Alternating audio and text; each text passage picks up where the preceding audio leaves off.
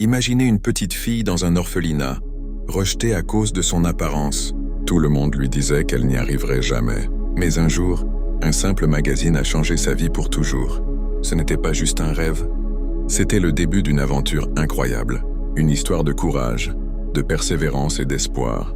Restez avec nous et découvrez comment cette petite orpheline est devenue une ballerine étoile. Abonnez-vous et ne manquez aucune étape de son incroyable parcours. Un simple coup de vent. Un magazine s'écrase contre la grille d'un orphelinat et une petite fille le ramasse. Sur la couverture, une ballerine souriante en tutu rose. À cet instant précis, une orpheline désespérée découvre quelque chose qu'elle n'avait jamais eu. L'espoir. Son nom était Mabenti Bangora, née en Sierra Leone le 6 janvier 1995. Mais son enfance fut brisée par la guerre civile. Son père tué dans le conflit, sa mère emportée par la maladie et la famine. Avant même de comprendre la vie, elle devint orpheline.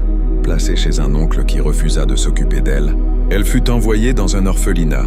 Et là-bas, tout était dur. On la marqua du numéro 27, celui des enfants les moins aimés.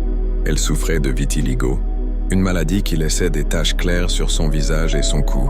Moquée, rejetée, surnommée l'enfant du diable, on lui donnait à peine à manger. Personne ne croyait qu'elle serait un jour adoptée. Mais au milieu de cette souffrance, une petite lumière brilla. Une autre fillette, aussi appelée Mabenti, numérotée 26. Elles devinrent meilleures amies, inséparables, partageant les rares instants de joie. Un jour, le vent apporta ce fameux magazine. En voyant cette ballerine, Mabenti se fit une promesse secrète. Un jour, moi aussi, je danserai. Elle cacha cette couverture contre son cœur, comme un trésor. Puis vint 1999. Une femme américaine, Hélène de Prince, arriva au Sierra Leone. Elle rêvait depuis l'enfance d'adopter des enfants d'Afrique pour leur offrir amour et sécurité. Au départ, elle devait adopter Mabenti numéro 26. Mais l'agence d'adoption lui expliqua qu'il existait une autre Mabenti, rejetée par 12 familles, à cause de ses taches sur la peau. Le cœur d'Hélène se serra. Alors, sans hésiter, elle dit « J'adopte les deux ». À l'orphelinat, Michaela se tenait seule, maigre, les bras croisés. Elle semblait persuadée que personne ne voudrait d'elle. Hélène s'approcha, prit ses mains et lui dit doucement « Je suis ta nouvelle maman ». La petite éclata en larmes, incapable d'y croire. Devenues Mia et Michaela de Prince, les deux sœurs commencèrent une nouvelle vie aux États-Unis. Entourées d'amour, Michaela finit par confier à Hélène son secret, la couverture du magazine.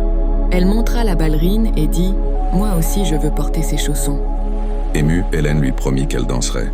Et elle tint parole.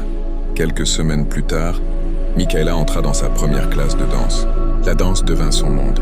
Mais avant son tout premier spectacle, elle chuchota à sa maman. « Maman, est-ce qu'on voit mes taches ?»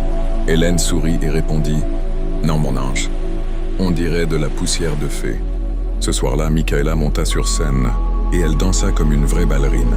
À 17 ans, elle devint la plus jeune danseuse du Dance Theater of Harlem à New York. À 18 ans, elle rejoignit le Dutch National Ballet.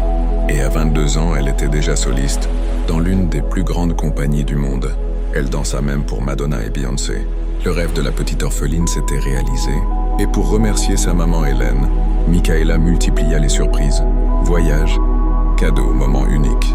Elle alla même jusqu'à lui offrir une magnifique voiture.